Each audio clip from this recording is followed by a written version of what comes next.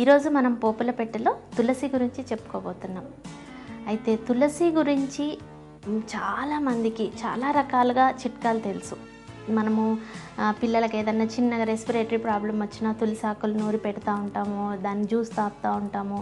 అయితే ట్రెడిషనల్ ఫ్యామిలీస్లో చాలామంది తులసిని చాలా మెడిసిన్గా చాలా రకాల ఉపయోగాల్లో మనము దీన్ని వాడుతూ ఉంటాము.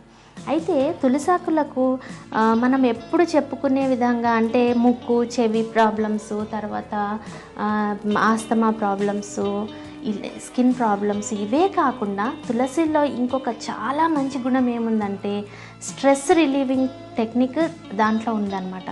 అంటే ఇప్పుడు ఈ మధ్య కాలంలో చాలా రకాలైనటువంటి వ్యాధులు మనకు స్ట్రెస్ మూలాన్నే వస్తున్నాయి, అవునా? అయితే ఈ స్ట్రెస్ ఎప్పుడైతే మొదలవుతుందో బ్రెయిన్లో ఆలోచనలు ఎక్కువ అవ్వడము, బ్రెయిన్లో చాలా బ్యాడ్ టాక్సిన్స్ రిలీజ్ అవ్వడము, అది బ్లడ్లో కలిసి బ్లడ్ ఇంప్యూర్ అవ్వడము, ఇదంతా ఒక ప్రొలాంగ్ రియాక్షన్ అనమాట.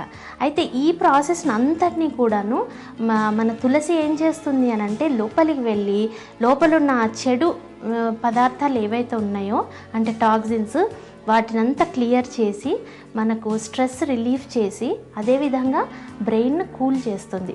సో బాగా స్ట్రెస్లో ఉండేవాళ్ళు మీరు ఏం చేయొచ్చు అని అంటే రోజు పెద్దవాళ్ళు అయితే ఒక 12 ఆకులు తులసాకులు తీసుకొని వాటిని నమిలి ఆ రసం మింగి తులసాకును మింగాలి. అప్పుడు ఏమవుతుంది, మొత్తం బాడీ అంతా కూడా కూల్ అయిపోయి తిరిగి మనము నెక్స్ట్ డే హుషారుగా లేస్తాము. ఇదే కాకుండా పిల్లల్లో తులసి మెమరీ బూస్టర్గా బాగా పనిచేస్తుందండి.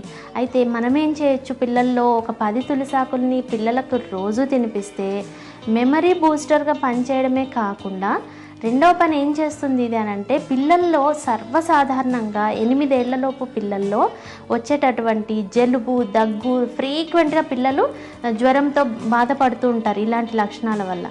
సో వాళ్ళకు మనం ఇలా తినిపిస్తుంటే ఆ జలుబు దగ్గులు తగ్గడము, పిల్లల ఎదుగుదల బాగా జరగడము, అదేవిధంగా పిల్లల్లో మెమరీ పవర్ బాగా బూస్ట్ అవ్వడము, ఇవన్నీ కూడా మంచి లక్షణాలు డెవలప్ అవుతాయి.